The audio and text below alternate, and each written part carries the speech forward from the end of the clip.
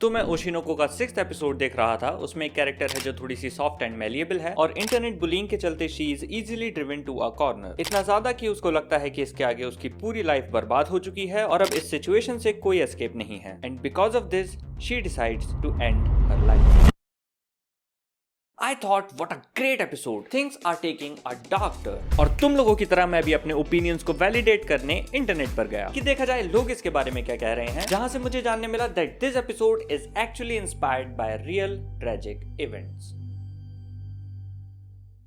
Terrace house ये एक reality TV show है जिसमें लोगों को एक घर में साथ रहना होता है। वो अपनी नॉर्मल जिंदगी जैसे जीते हैं जी सकते हैं, बस उनको इस घर में रहना है and the goal is to make them fall in love. 14 मई 2019 को इसके 5th season Terrace House Tokyo का फर्स्ट एपिसोड एयर हुआ, जिसमें 6 लोगों को टोक्यो के सेतागया वार्ड में एक घर दिया जाता है जहां उनको साथ में रहना है और वक्त बिताना है। जब इतने young, talented, ambitious and good looking लोगों को एक साथ रखा जाए तो रोमांटिक डेवलपमेंट्स के अच्छे चांसेस हैं, which is the goal of the show. तो ये सीजन करीब 1 साल तक चला with a total of 42 episodes running weekly and इस ड्यूरेशन में पुराने कंटेस्टेंट जाते रहते हैं और नए आते रहते हैं। उन्हीं में से एक कंटेस्टेंट है हाना किमुरा, जो कि एक प्रो रेसलर है। उस टाइम पैंडेमिक के चलते स्पोर्ट्स रुके हुए थे, तो तब तक एज अ साइड जॉब वो 20th एपिसोड में टेरेस हाउस में एंटर करती हैं। And as per the premise of the show she lives there, interacts with people, lives her life and sometimes has fun and sometimes arguments too. समय गुजरता रहता है, कुछ छोटी बड़ी चीजें होती रहती हैं एंड उन्हीं में से एक इंसिडेंट होता है एपिसोड नंबर 38 में, titled case of the costume incident. ये एपिसोड 31 मार्च 2020 को एयर हुआ था और इसमें Hana had a fight with a contestant Kai Kobayashi. Kai ने गलती से उनके कपड़ों को डैमेज कर दिया था जो हाना के लिए काफी इंपॉर्टेंट थे, जिसकी वजह से काना उन पर भड़क गई और टोपी पर हाथ मार दिया।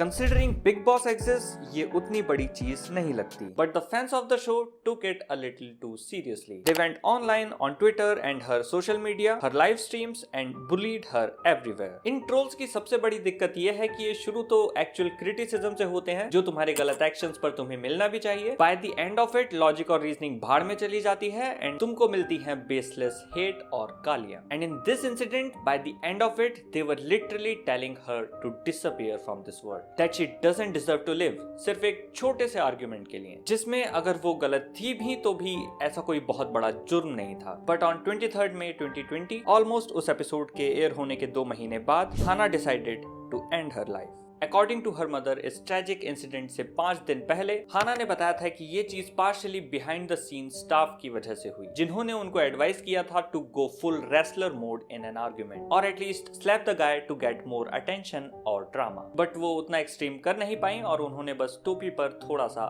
हाथ मार दिया। नाउ मैं इतनी डिटेल में इसलिए बता रहा हूँ क्योंकि ओशिनोको के 6th एपिसोड में और इस इंसिडेंट में बहुत ज्यादा सिमिलैरिटीज हैं। जैसे 6 यंग लोगों का एक घर में रहना रियलिटी टेलीविजन के लिए, जिसमें से 3 लड़के हैं और 3 लड़कियां हैं। वो सब अलग अलग आर्टिस्टिक या एंटरटेनमेंट फील्ड्स में हैं, जैसे कि कोई यूट्यूबर है, कोई एक्टर है, कोई सिंगर, कोई डांसर एटसेट्रा, जैसा कि टेरेस हाउस के कंटेस्टेंट्स भी थे। आका ने वो सॉफ्ट एंड सेंसिटिव कंटेस्टेंट है जिसके ऊपर ये पूरा एक्ट फोकस करता है। एनिमे में रियलिटी शो की वर्किंग भी काफी हद तक टेरेस हाउस जैसी ही है, कोई स्क्रिप्ट नहीं, बस डायरेक्टोरियल गाइडेंस और जितना हो सके रियलिज्म। आका ने भी बिहाइंड द सीन स्टाफ से सजेशंस लेती है और ऊपर से आ रहे स्टैंड आउट करने के प्रेशर में वो एक गलत एडवाइस ले लेती है। She tries to engage in a love triangle and she swings her hand at a fellow contestant, जिससे कंटेस्टेंट्स के बीच तो कुछ इतना बड़ा बवाल नहीं होता, they are understanding, लेकिन वो रियलिटी शो इस इंसिडेंट को ड्रामा क्रिएट करने के लिए यूज करता है, जो कि ऑनलाइन बहुत ज्यादा मोमेंटम पकड़ लेता है क्योंकि ऑनलाइन बैठे लोगों को दूसरों के बिहाफ पर ऑफेंस लेने के अलावा कोई काम ही नहीं है। लोग सिर्फ उस इंसिडेंट पर नहीं रुकते हैं बल्कि उसकी पूरी लाइफ और पर्सनैलिटी को डाइसेक्ट करके रख देते हैं। ये चीज बहुत एस्केलेट हो जाती है, उसको बहुत ज्यादा हेट मिलता है। She is even told to die and disappear from the world.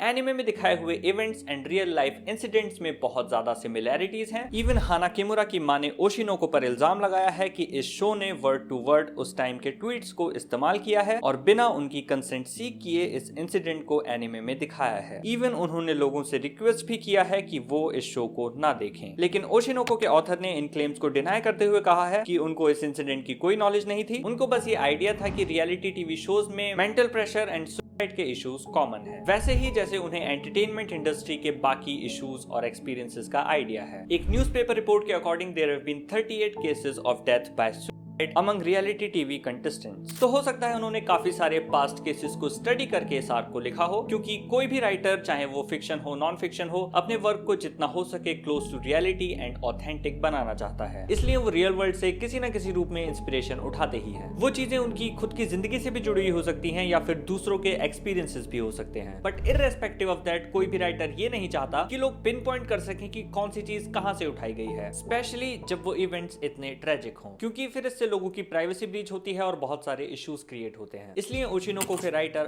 आकासाका कभी ये तो रिवील नहीं करते हैं कि उन्होंने किस इवेंट की इंस्पिरेशन कहां से ड्रॉ की है, लेकिन उन्होंने ये जरूर शेयर किया है कि ओशिनोको के थ्रू वो जापानीज एंटरटेनमेंट इंडस्ट्री में जो चीजें हो रही हैं उनको दिखाना चाहते हैं। और शो में दिखाए जा रहे इवेंट्स उनके खुद के एक्सपीरियंसेस या फिर जो लोग सिमिलर डोमेन्स में काम कर रहे हैं उनके एक्सपीरियंसेस से इंस्पायर्ड हैं। एक इंटरव्यू में उन्होंने ये तक बताया कि शो का आइडिया भी लोगों की एक्चुअल डिजायर से ओरिजिनेट हुआ है। उनको अपनी स्टोरी एक स्ट्रॉन्ग डिजायर पर बनानी थी एंड उनके एक असिस्टेंट की डिजायर थी कि वो अपनी फेवरेट आइडल के बच्चे के रूप में जन्म लेना चाहते हैं। और जापान में ये कोई बहुत नई चीज नहीं है। जब भी किसी बड़ी आइडल की शादी होती है तो इस चीज को एज अ जोक यूज किया जाता है। उन्होंने ये भी शेयर किया कि वो अलग अलग एंटरटेनमेंट सेक्टर्स में काम कर रहे लोगों के इंटरव्यूज लेते हैं, उनकी स्टोरी सुनते हैं, which includes top talents from Japan, underground idols, people who work at TV stations, producers, managers, YouTubers, script writers, etc. ताकि वो अपनी स्टोरीज को जितना हो सके ऑथेंटिक बना सकें। तो हाँ, ना सिर्फ ये आर्क बल्कि इस एनिमे में दिखाई जा रही बहुत सारी चीजें लोगों के एक्चुअल एक्सपीरियंसेस से ओरिजिनेट होती हैं। बट अनफॉर्चुनेटली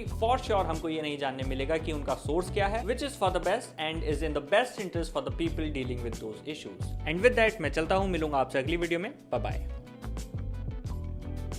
ओशिनोको के फर्स्ट एपिसोड पर सीरियस वीडियो के लिए ऊपर क्लिक करें और इस एनीमे पर एक कॉमेडी वीडियो के लिए नीचे क्लिक करें।